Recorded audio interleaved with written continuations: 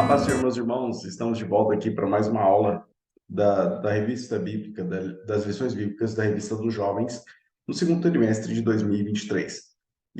A gente vai falar hoje sobre um salmo muito importante, um salmo bastante interessante que tem a ver com o messianismo, ou a imagem de Jesus como Messias no Antigo Testamento. Mais precisamente, sobre sua soberania e seu papel como rei. E aí a gente vai tratar alguns assuntos para o nosso século, para o nosso período, que tem muito a ver com a nossa atualidade, com o que a gente vive hoje. Bom, o Salmo 2 tem um propósito específico, que é mostrar um rei. Não existe rei sem reinado, não existe rei sem reino. E esse rei é rei de tudo e de todos. E essa é um conceito muito importante que a gente precisa aprender logo de início. O Salmo 2, ele vem proclamar esse rei. Nós temos na história da Bíblia, olhando aí, assim, a gente puxa, sai do Salmo 2, enxerga o Salmo como livro total, os seus 150 poemas. Sobe mais um pouco esse telescópio nosso. E aí, sobe mais um pouco essa visão. E aí começa a entender o contexto macro de todos os livros poéticos. E aí estende mais ainda e olha para toda a Bíblia, todo o Antigo Testamento, todo o Novo Testamento, toda a Bíblia, a gente vai conseguir enxergar que existe uma disputa entre reinos. Primeiro, há, uma, há um reino que foi estabelecido no Éden, um reinado que foi estabelecido no Éden, em que Deus é o Criador, em que Deus é o Rei, e deu ao seu regente, ao seu primeiro-ministro, a ordem para governar este reino em seu nome, representando ele. Porém, o homem cai, o homem perde esta capacidade de ser esse primeiro-ministro de Deus, de ser esse governante. E aí este reino é usurpado, porque o homem começa a querer ser dono deste reino, e no final das contas, quem induziu ele a governar por conta própria, acaba tomando esse reino nesse sentido espiritual. Não o cosmos, porque o cosmos pertence a Deus, a gente vai ver isso na lição posterior. Mas o sistema mundano, o mundo como sistema. E aí esse domínio passa, portanto, a ser do diabo. O diabo começa a tomar posse do sistema mundano, e o pecado entra no mundo, sendo a chave pelo modo como o diabo utiliza para exercer o seu domínio. Porém, esse rei nunca deixou de ser rei. E por isso ele vem a esse reinado. Ele invade a terra para tomar de volta o seu reino e chama de novo o homem para ser seu embaixador, ser seu representante. E aí nós conhecemos os apóstolos e nós conhecemos a igreja. Mas a gente vai chegar lá ainda.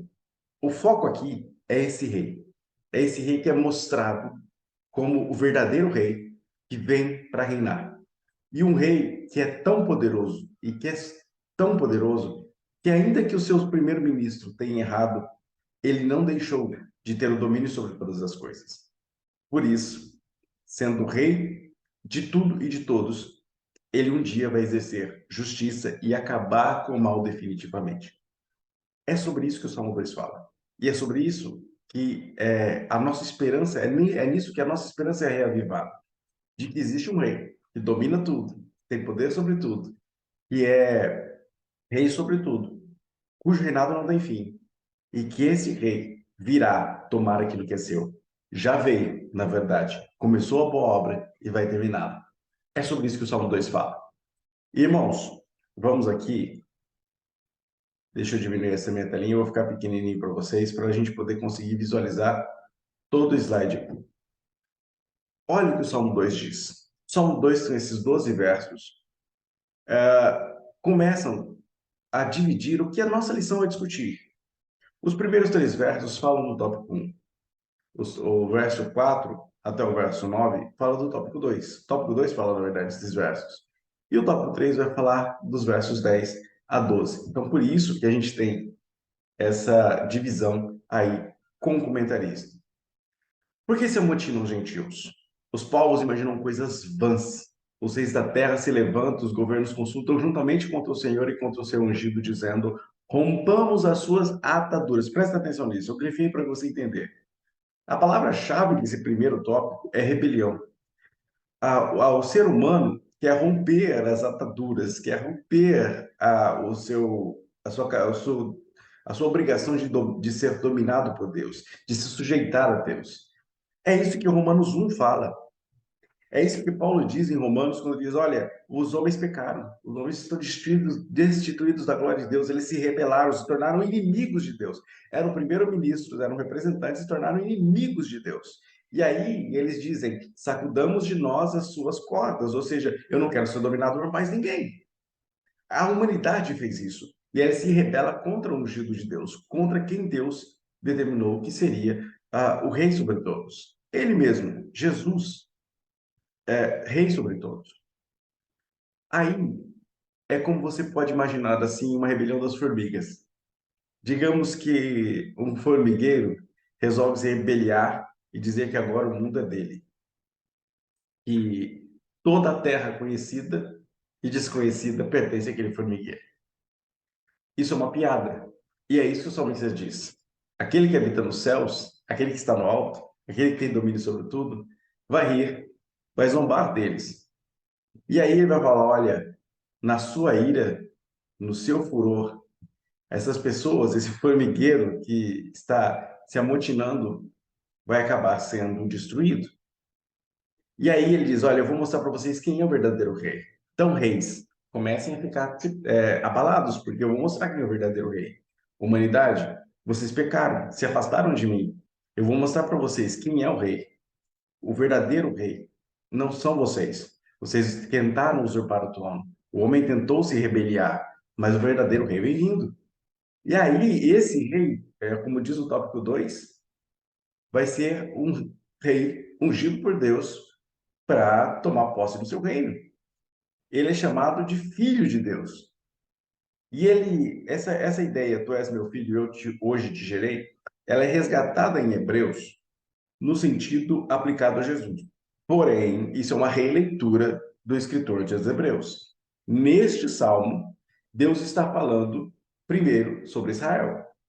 Deus chama Israel como filho. E aí o representante maior desse Israel, no Antigo Testamento, se torna o verdadeiro filho no Novo. Veja como o Salmo ele é messiânico porque ele trata da humanidade, trata do povo de Israel, mas ao mesmo tempo aponta para uma realidade futura. O Jesus que viria, o Filho de Deus, verdadeiro Filho de Deus que viria para tomar posse do seu reino. Mas enquanto isso, Deus preparava Israel para poder ser esse representante de uma nova humanidade, criada agora a partir não da rebelião, mas da reconciliação com Deus.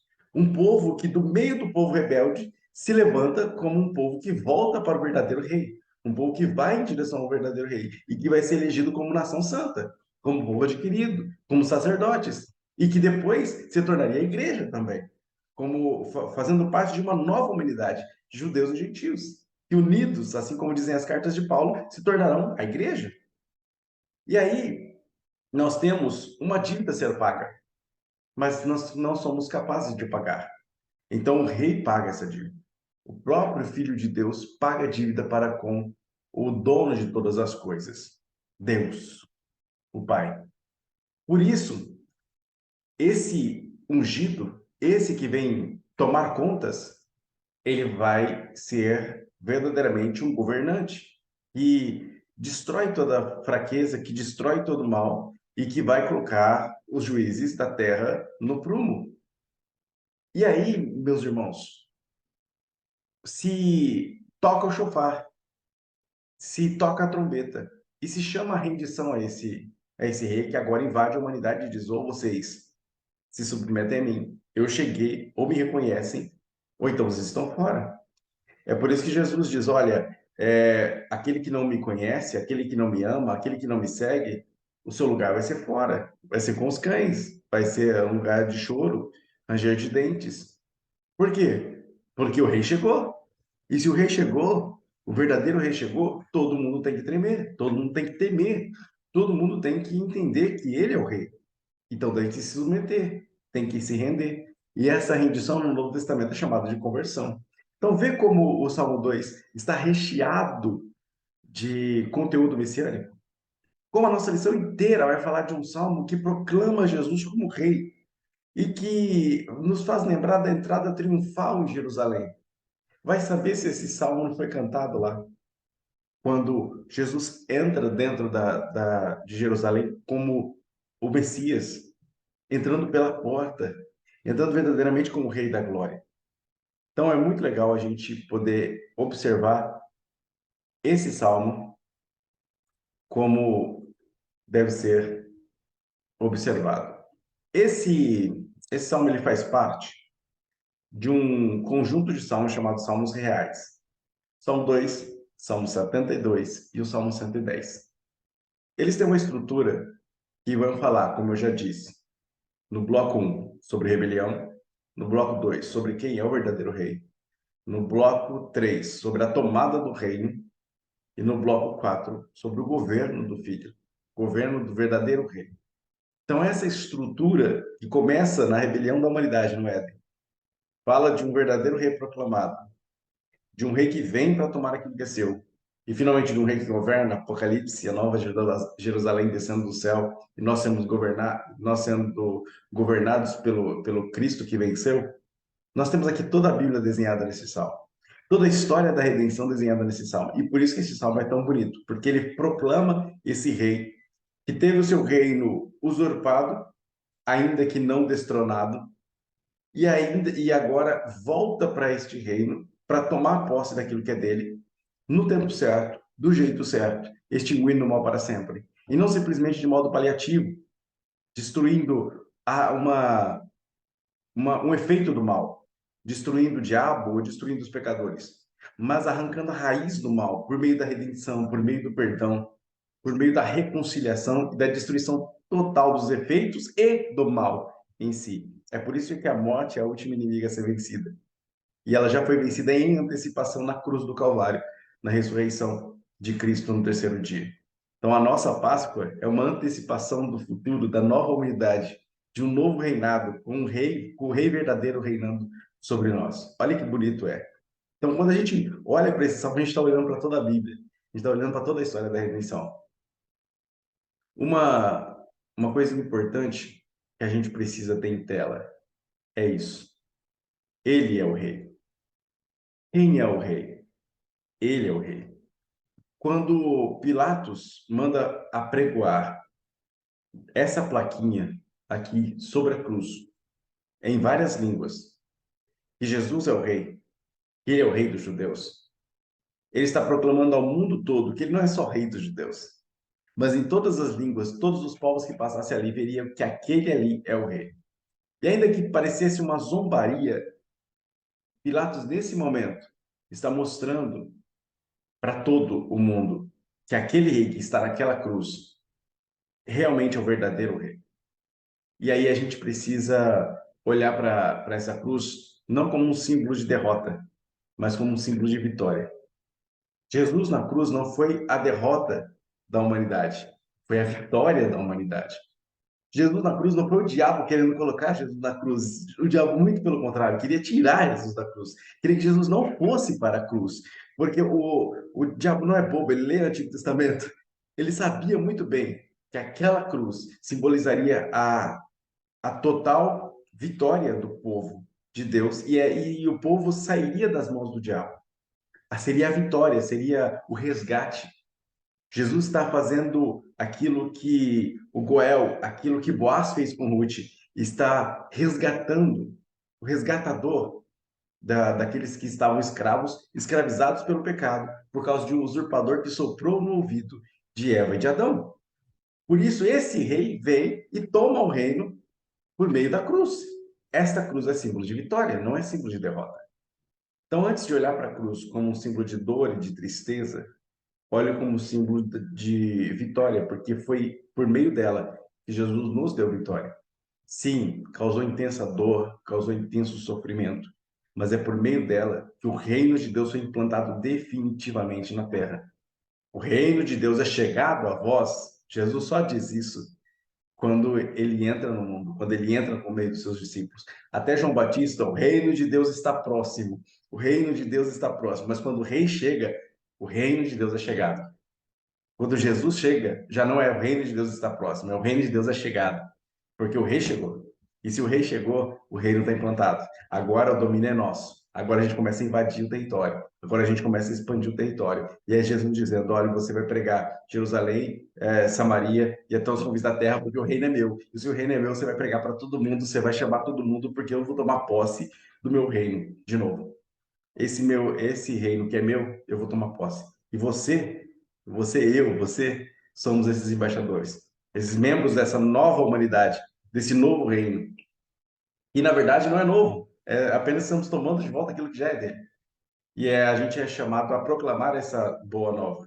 Dizer, olha, o rei não é o dono do mundo.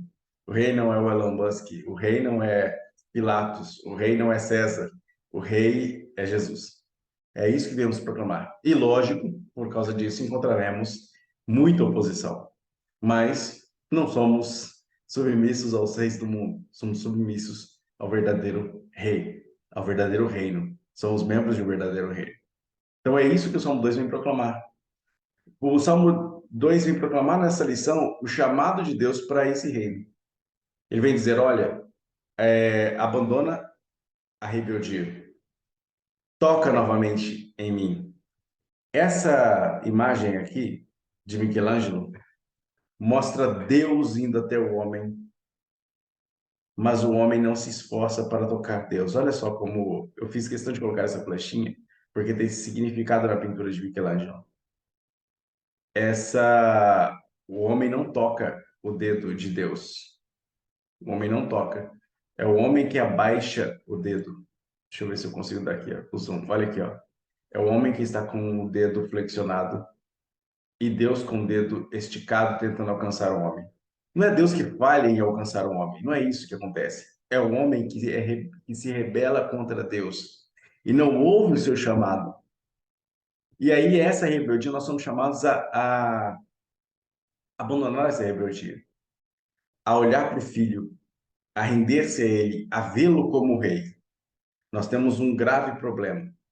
Muitas vezes, a gente olha para Jesus e o vê como resgatador, como redentor, mas não como Senhor. Ele é rei. E se ele é rei, a gente tem que tremer e temer diante dele, porque ele, como rei, domina sobre nós. É por isso que na oração do Pai Nosso está dizendo: venha o teu reino. Irmãos, essa frase é poderosa. Venha o teu reino, é o desejo que nós temos de que ele reine. E como é que eu vou pedir, venha o teu reino, se eu não aceito que ele reine sobre mim? Se eu não sou súdito desse reino? Então, o primeiro passo é que eu tenho que me render. A primeira coisa que eu tenho que colocar em mente é que eu tenho que me render. Eu preciso me render diante desse Deus. Eu preciso me render diante desse chamado de Deus. Olha, eu estou tomando de volta o meu reino. Você faz parte deste reino. Vai ser meu súdito ou não? Porque se não for, você está naquela indicação. Beijo, filho. Você está naquilo que o salmista diz aqui, ó, no Salmo 2. Deixa eu chamar aqui de volta o slide de explicação. Aqui, ó. Beijo, filho, para que não se irem e pereçais no caminho, quando em breve se acender a sua ira. Bem-aventurados todos aqueles que neles confiam, que nele confiam. Portanto, feliz é aquele que confia em Deus, aquele que beija o filho, ou seja, aquele que reconhece com quem você está falando. Na sua oração, reconheça com quem você está falando. Você não está falando com qualquer um. Você não está falando com o seu irmão mais velho. Você não está falando com uma imagem de escultura que não pode responder. Você está falando com alguém que realmente pode responder e que é rei sobre tudo. Então, nos seus problemas, ele é rei. Nas suas dificuldades, ele é rei. Mas nas suas decisões, ele é rei também. Então, temos que olhar para esse salmo como um salmo, como ele realmente é, como um salmo real. E proclamar Cristo como rei, não só na vida dos judeus do primeiro século, ou dos judeus do 10º século antes de Cristo, mas nós precisamos proclamar Jesus como rei da nossa vida hoje, no 21º século depois da era cristã, do início da era cristã. Portanto, proclame Deus, Jesus, como ele verdadeiramente é. Ele é o Rei. Amém, meus irmãos? Eu espero que esse subsídio ajude você a entender este salmo e você possa aplicar na lição deste trimestre, neste dia, para que você entenda e os seus alunos entendam principalmente que ele não é só um resgatador ou redentor ou aquele que pagou o preço por nós. Ele é nosso Senhor. E como Senhor, ele é rei sobre nós também e deve dominar cada passo da nossa vida, cada decisão da nossa vida. Vai decidir o seu futuro, jovem. Vai decidir o que você vai fazer. Vai decidir a faculdade que você vai fazer, a carreira que vai fazer. Submeta isso diante do rei. Como a minha carreira, como médico, como advogado, como terapeuta, como psicólogo, como psiquiatra ou como varredor de rua que seja, como a minha atividade funcional, profissional, a minha atividade estudantil pode glorificar o nome do meu rei. Como eu posso representar o meu rei? Na minha escola, na minha faculdade, no meu trabalho, em todos os lugares onde eu for. Porque eu não pertenço mais a uma humanidade antiga e caída, eu pertenço a uma nova humanidade que progride em direção à expansão desse reino, que é submetida a esse rei. E esse rei já invadiu o mundo, já tomou posse daquilo que é dele. Nós veremos depois no Salmo número 24, e tudo pertence a ele já.